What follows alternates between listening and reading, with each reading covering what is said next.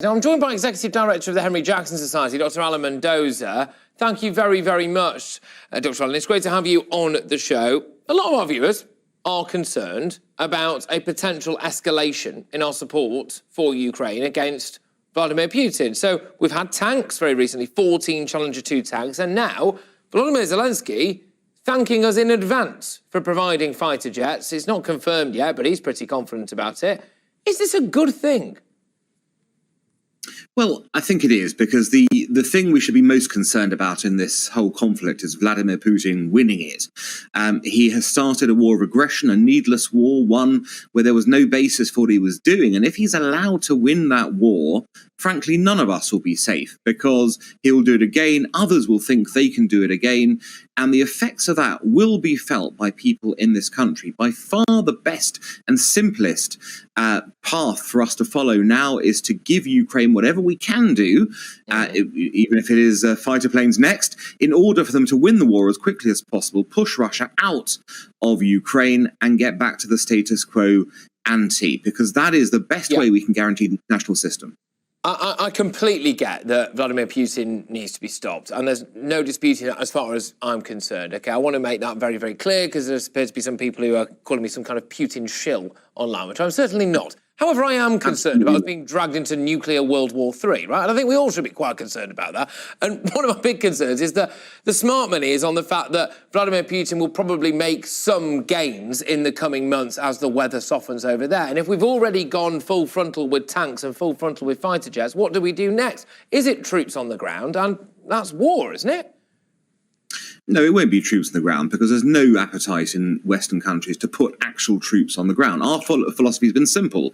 Ukraine has proven itself capable of defending its territory because of the tremendous will of its people and the sort of courage of its fighters. What it hasn't had is the equipment to do it.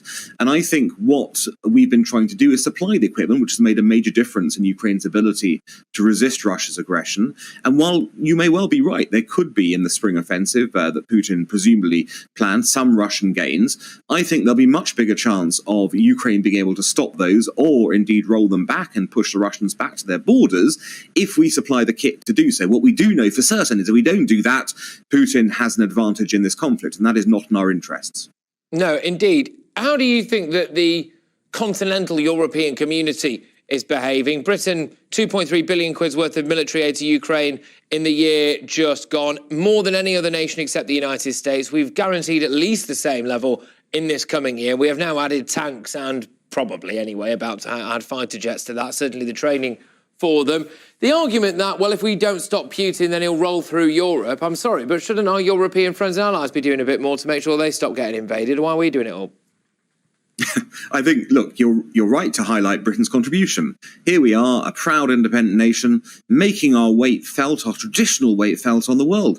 But you've got to remember, this is a traditional British thing to do. What we tended to do for many, many centuries is to intervene if we see an aggressive power on the continent trying to come forwards to stop that power from gaining too much strength. And this is how we should see this. What we're doing here is pushing back. You're right, though, the Europeans can and should be doing more. Obviously, we've seen that tanks will be arriving from the Germans finally, but a lot of tanks, obviously, in that regard, and they'll be moving forward there. Others have supplied a lot of equipment, but yeah, we are leading, and in fact, what should happen is they should take our lead and follow it and supply as much as they can as well, because that will be the best guarantee for European security, and it'll be much cheaper for them to do it this way than having to face Putin face-to-face, eyeball to eyeball.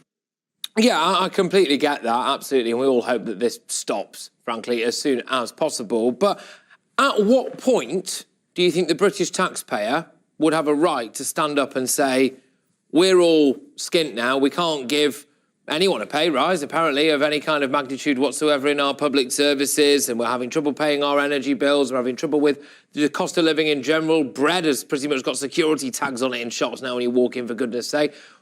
Realistically, should we keep giving a load of money and resources to Ukraine? Do you think the British taxpayer would have an argument there?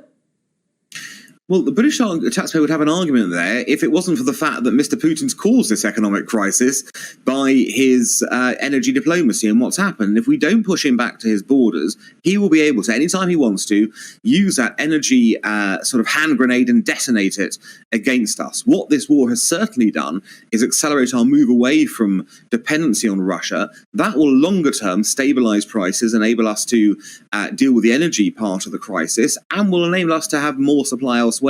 The solution isn't to say, we need to stop supplying Ukraine. The solution is we need to get this done as quickly as possible, because that's the best guarantee that we're going to see this country return to prosperity together with Europe. Just very, very quickly and finally on this, is there not an argument to say that Volodymyr Zelensky should be willing to forego some land and overtly strike a peace deal instead of going around the world asking for money and weapons? Could he not be doing more about that? Or is that a moral question? And presumably you don't think Putin would stop anyway, so it would be worthless. Your view? Yeah, look, that may well be something that will emerge after spring. But you've got to remember, we're only a year into this conflict. And that year has seen Russia make huge unwarranted gains of Ukrainian territory.